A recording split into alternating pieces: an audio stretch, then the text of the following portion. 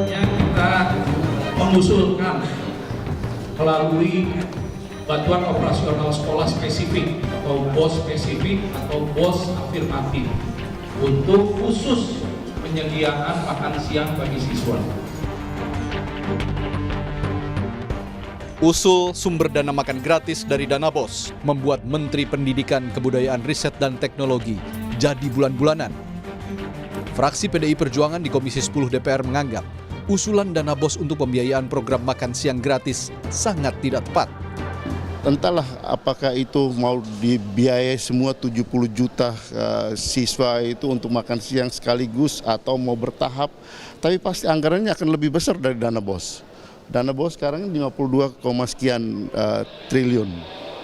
Sementara anggaran makan siang gratis itu pasti akan lebih besar gitu.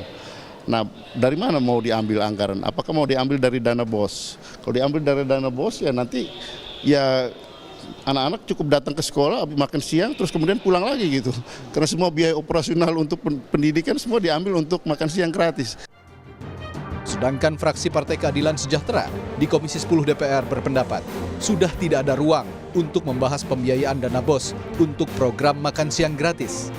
Menurut fraksi PKS di Komisi 10 DPR, selain anggaran sudah ditetapkan, dana BOS yang terbatas itu ditujukan untuk membantu gaji guru honorer dan memperbaiki infrastruktur sekolah.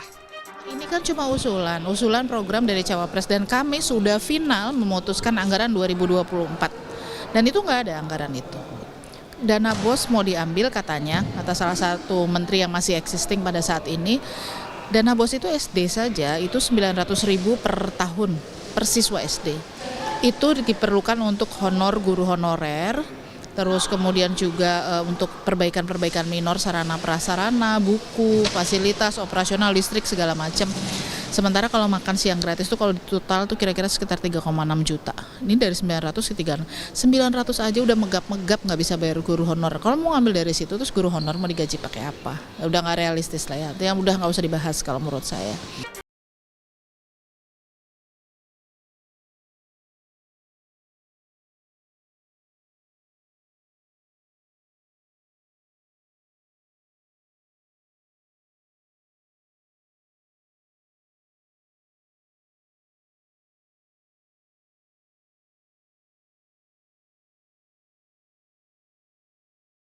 Kabar dana BOS dipakai buat makan siang gratis itu betul Mas? Itu betul nggak Mas Nadiem? Kabar itu Mas Nadiem? Kabar itu betul tidak Mas Nadiem? Apakah ada perintah dari Presiden Mas Nadiem? Ada arahan dari Presiden adakah Mas? Mas Menteri sedikit saja Mas. Terima kasih. Ramai pertanyaan di Komisi 10 DPR soal wacana pembiayaan makan siang gratis dari dana BOS seakan jadi gambaran awal adanya pertentangan kuat pembahasan program makan siang gratis di parlemen. Jika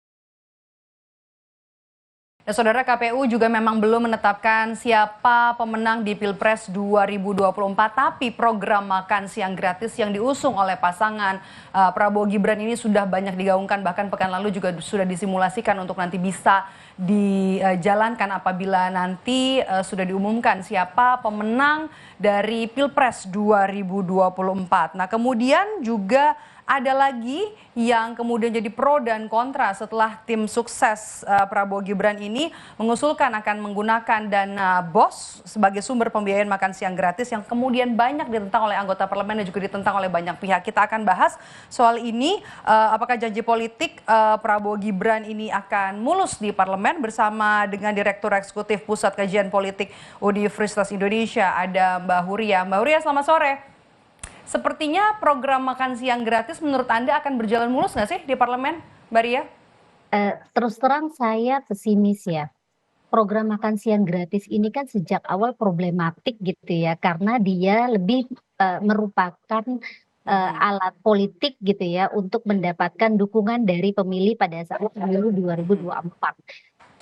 sejak awal pun Capres 02 ya yang mengusung program makan siang gratis tidak pernah bisa memberikan deskripsi yang jelas bagaimana program itu akan diimplementasikan, dari mana sumber dananya. Sementara kita tahu bahwa postur anggaran kita ya itu memang tidak punya ruang fiskal yang cukup untuk memasukkan sebuah program baru yang membutuhkan biaya yang sangat besar gitu ya. Hitung-hitungannya itu kan luar biasa besar. Jadi Sangat mau besar. Oke. dimasukkan itu pasti akan mengorbankan anggaran yang lain. Nah, ini yang saya kira menjadi perdebatan sekarang ini gitu ya, akan mengambil dan mengorbankan anggaran yang mana sebenarnya gitu. Dana makan siang gratis ini kalau memang mau mulai dilaksanakan di tahun 2024-2025. Begitu Mbak Maido.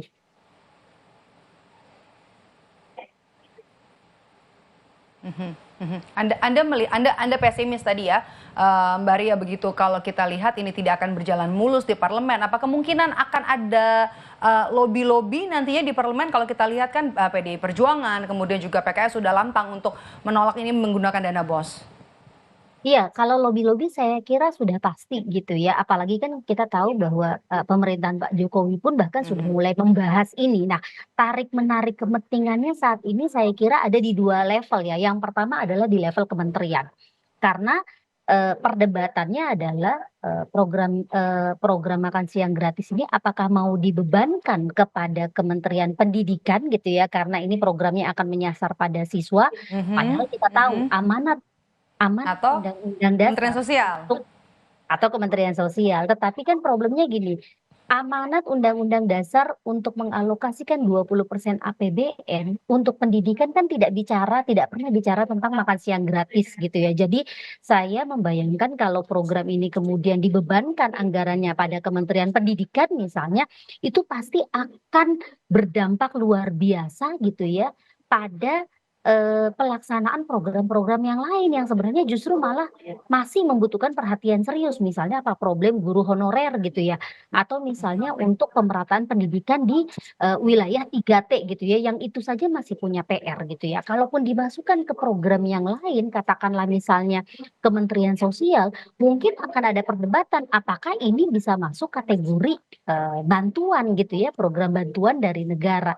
Jadi saya kira program ini kalaupun mau dimasukkan ke kementerian apapun itu pasti akan muncul resistensi karena mereka juga sudah punya program gitu ya yang akan berjalan. Itu pertama. Yang kedua, program ini juga saya kira akan dikritisi sekali gitu ya oleh partai-partai di DPR RI karena program ini ya kan bagaimanapun APBN itu harus membutuhkan persetujuan dari DPR. Sementara postur anggaran di 2024 yang sudah disahkan itu kan memang tidak ada sama sekali gitu ya ruang fiskal yang tersedia dan juga persetujuan dari DPR. Jadi saya melihatnya gitu, perdebatannya pertama ada di ranah kementerian ya, bagaimana mereka harus jumpalitan gitu ya, mikirin ini kira-kira mau ditaruh di mana gitu ya. Yang kedua adalah kalaupun dia sudah settle di pemerintah, bagaimana memastikan DPR itu menyetujui. Dan kita tahu sekarang kekuatan suara di DPR kalau kita merujuk pada hasil pemilu 2024 itu kan relatif berimbang gitu ya antara partai yang mendukung koalisi 02 gitu ya dengan partai misalnya kalau kita asumsikan 01 partai pengusung 01 dan 03 itu mereka akan berada di luar pemerintahan. Ini kan 03. suara berimbang dan ini saya kira akan menimbulkan perdebatan yang alot gitu ya. Nah, tapi terlepas dari itu menurut saya Yang panjang ya, oke. betul, program ini menurut saya memang membutuhkan kajian yang sangat serius dan lagi-lagi ketika kemudian perdebatan yang sekarang masih sudah muncul Oke. memperhatikan bahwa program makan siang gratis ya ini memang tidak punya visibility studies yang layak gitu ya. Jadi ada nggak sih kajian awal Oke. gitu ya, yang bisa membuat publik meyakini bahwa program ini memang bisa dieksekusi, bukan hanya semata-mata janji politik pada saat kampanye saja. Saya kira begitu Pak Maido. Oke. Dari diam seribu bahasanya Mendikbudristek yang kemarin pada saat rapat bersama dengan DPR tidak menjawab soal nanti akan dari mana sumber pembiayaan dari program makan siang gratis, juga tidak menjawab apakah boleh dari dana BOS atau tidak. Apakah ini juga jadi salah satu bentuk resistensi, Mbak Ria? Saya membacanya dua hal ya. Yang pertama bisa jadi karena memang perdebatannya belum selesai ya di level eksekutif ya antara apa namanya presiden kemudian juga jajaran kementerian gitu ya. Jadi ada kehati-hatian juga saya kira dari Menteri apa namanya Pendidikan ya Pak Nadiem untuk menjawab pertanyaan ini. Bahkan kalau kita lihat misalnya pernyataan-pernyataan yang dikeluarkan oleh tim apa namanya tim pemenangannya 02 itu kan sebenarnya juga masih beragam gitu ya. Jadi begitu kemudian 02. 02 menang gitu menurut hasil quick count sekarang mereka akhirnya mulai berpikir tuh gimana caranya merealisasikan janji kampanye ini gitu ya. Karena kan ada gap sebenarnya antara APBN yang sudah disahkan gitu ya, program yang sebenarnya sudah berjalan selama ini dengan janji politik yang kalau ini diterapkan dia akan menciptakan semacam disrupsi gitu ya, disrupsi anggaran, disrupsi kebijakan gitu yang sudah existing. Ini yang saya kira menjadi apa namanya penyebab kenapa misalnya Pak Nadiem gitu ya sebagai menteri dia juga belum berani untuk menyatakan gitu ya secara eksplisit seperti apa dan masih menunggu statement dari pemerintah. Tapi untuk Oke. pemerintah sekarang pun menurut saya juga menjadi agak dilematis gitu karena bukan porsinya Pak Jokowi saya kira ya pemerintahan sekarang untuk menjawab bagaimana mereka akan merealisasikan program makan siang gratis itu. Oke. Oke, jadi ini salah satu bentuk kehati-hatian dari Mendikbud Ristek ya, menanggapi soal program makan siang gratis. Tapi kalau misalnya nih, Anda membacanya seperti apa? Mungkinkah terrealisasi nanti di tahun 2025, Mbak Ria, kalau nanti pasangan 02 Prabowo Gibran resmi dinyatakan oleh KPU?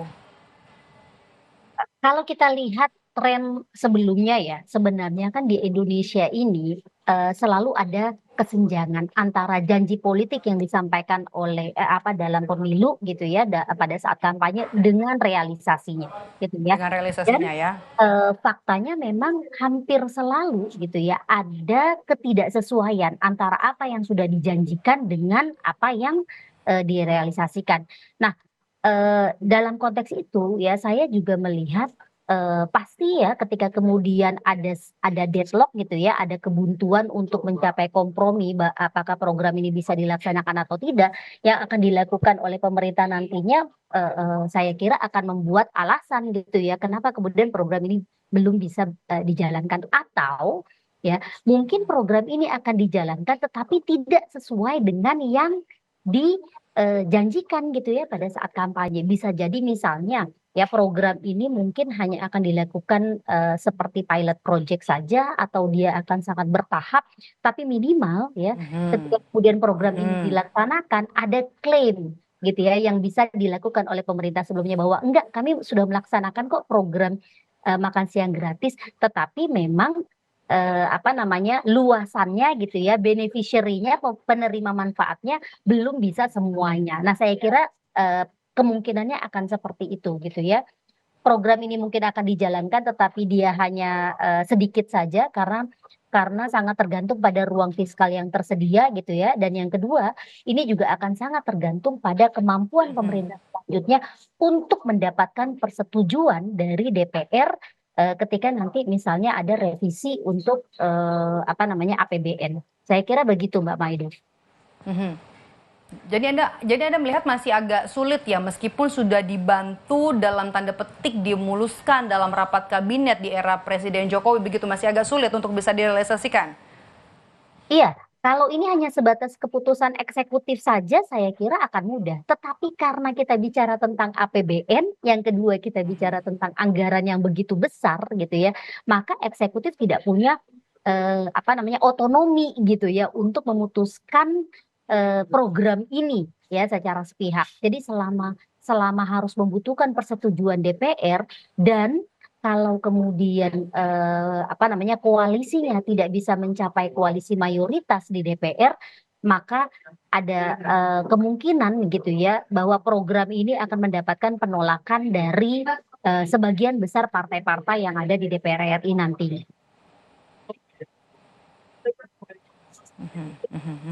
Oke, Mbak Ria, ini kan selain sumber pendanaannya juga yang masih dibahas, kemudian juga tidak bisa kita mungkiri ada celah nanti korupsi dalam pendanaannya juga. Bagaimana Anda bisa melihat hal ini, Mbak Ria?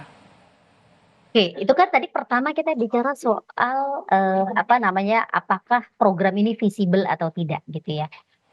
Persoalan yang kedua adalah kalau kemudian program ini dijalankan, apakah bisa ya memastikan bahwa program ini tepat sasaran, ya artinya memang dia betul-betul bisa diterima langsung gitu ya oleh siswa gitu ya, oleh pelajar, atau justru malah program ini di dalam implementasinya pun akan problematik. Problemanya itu kita bahkan bisa identifikasi banyak hal. Soal korupsi satu hal, soal kedua misalnya bagaimana mekanisme tendernya misalnya, siapa yang akan melaksanakan, bagaimana quality kontrolnya, bagaimana memastikan misalnya setiap sekolah mendapatkan standar yang sama gitu ya. Padahal kan kita tahu, katakanlah misalnya kalau anggaran itu sudah ditetapkan gitu ya, misalnya 15.000 per anak, itu kan pasti akan beda antara 15.000 misalnya di kota dengan di desa, antara 15.000 di Pulau Jawa gitu ya dengan di luar Jawa. Jadi ini dalam tataran implementasinya pun pasti akan ada banyak sekali masalah gitu. Itu di level manajemen dan pengelolaan programnya gitu ya, di level mikronya. Di level makronya saya juga terus terang agak pesimis gitu ya, apakah program ini misalnya seperti yang diargumenkan oleh timnya 02 gitu ya, bahwa dia akan mendorong pertumbuhan ekonomi, dia akan memberikan insentif buat pelaku UMKM dan lain sebagainya gitu loh. Pengalaman kita ya selalu melihat bahwa setiap kali ada program-program ya yang sifatnya itu adalah istilahnya bantuan atau program-program yang gratisan, itu pasti akan terjadi korupsi di situ ya, celah-celah itu. Yang namanya state capture gitu ya, elite capture itu pasti akan terjadi gitu, akan sangat sulit dikontrolnya nanti di level itu. Atau yang kedua misalnya, apakah program ini juga nanti Mbak Ria. Yes. Oh iya, bagaimana Mbak Maido? Oke, Mbak Ria, program makan siang gratis ini, sorry saya potong, menjadi yang paling populis dari janji politik yang disampaikan oleh Prabowo Gibran. Apakah Anda bisa melihat program ini bisa menjadi tolok ukur dari keberhasilan atau kinerja pemerintah nantinya? Kalau program ini berhasil dijalankan, ya, ini tentu saja akan menjadi modal politik yang besar, gitu ya, untuk pemilu selanjutnya, gitu. Karena program ini kan program yang justru menjadi program unggulan, tetapi bukan program unggulan karena dia memang program yang visioner, melainkan dia menjadi program unggulan karena program ini ya begitu mudah menarik minat masyarakat. Kita tahu ya, sebagian besar masyarakat Indonesia kan masih masyarakat yang miskin gitu ya, tingkat kemiskinan masih tinggi. Jadi hal-hal yang sifatnya gratisan itu sangat menggiurkan gitu ya buat pemilih. Jadi kalau ini berhasil dilakukan, maka tingkat kepuasan publik ini juga pasti akan bisa dipengaruhi sebenarnya oleh pemerintah, dan ini jadi modal politik nanti ya buat 2009 nanti. Tetapi kalau program ini tidak berhasil, bukan tidak mungkin misalnya akan muncul kekecewaan dari masyarakat gitu ya, tingkat kepuasannya akan menjadi sangat rendah. Hari ini saja ya, sebelum misalnya program makan siang gratis dilaksanakan gitu ya, masyarakat kan sudah mulai mengeluh gitu ya, karena ada kenaikan harga bahan pokok yang luar biasa gitu. Nah, masyarakat juga menunggu-nunggu ini gimana nih makan siang gratis, apa kabarnya nih nantinya gitu. Jadi saya kira di situ gitu ya, dia bisa menjadi tolok ukur kesuksesan kalau dia berhasil dilaksanakan. Tapi kalau gagal, ini justru malah akan menjadi PR besar gitu ya, untuk legitimasi publik kepada pemerintahan mendatang. Begitu Mbak Mai. Oke, baik, terima kasih sudah bergabung bersama kami. Kita akan lihat nanti realisasinya soal program makan siang gratis yang dijagokan oleh pasangan Prabowo Gibran, apakah nanti bisa terrealisasi, karena sejak awal juga sudah banyak ditentang oleh parlemen. Terima kasih Mbak Huria, Direktur Eksekutif Pusat Kajian Politik Universitas Indonesia. Sehat selalu Mbak Huria. Dan usai